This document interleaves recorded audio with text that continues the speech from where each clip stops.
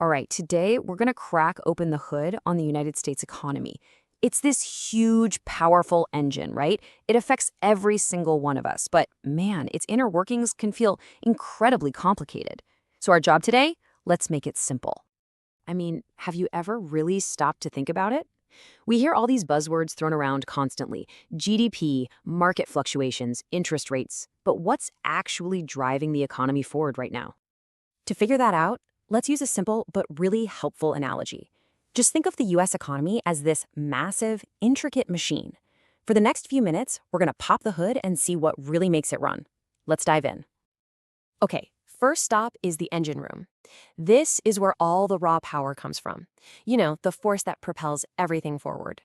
So this engine is powered by three mini cylinders. But here's the thing, they are not created equal. Just look at this breakdown.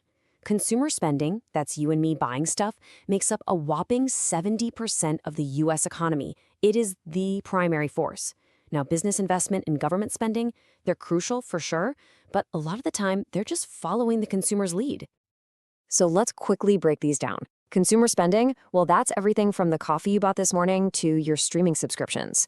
Business investment is when a company builds a new factory or pours money into developing the next big app. And government spending? That covers stuff like building roads, bridges, and of course, national defense. Each one is a totally vital part of the equation. An engine needs a driver, right? So who's at the controls? Who's managing the speed and direction of this whole machine? Let's head up to the cockpit.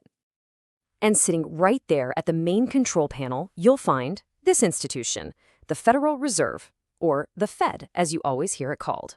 Their entire job is to keep this machine running smoothly, not too hot and not too cold. The Fed basically has two main levers. Think of them as an accelerator and a brake.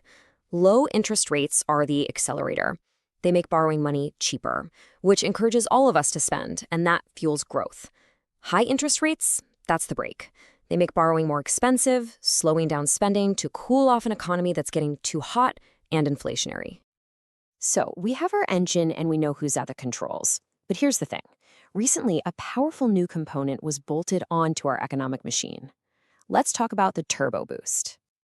Yeah, this is not your grandfather's economic machine anymore. Over the last decade or two, the technology sector has just exploded into this massive force.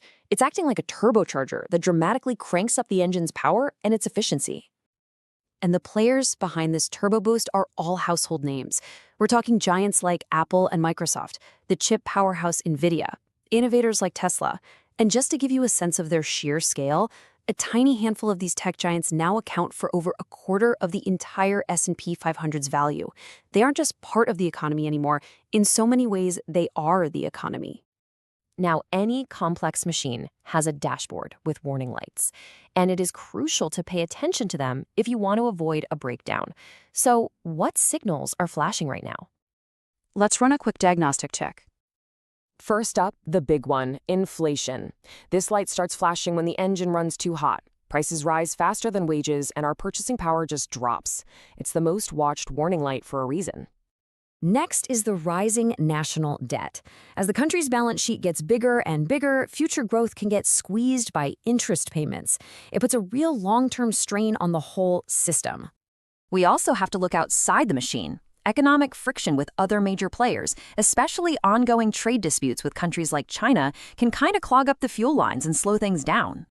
And finally, politics definitely matters.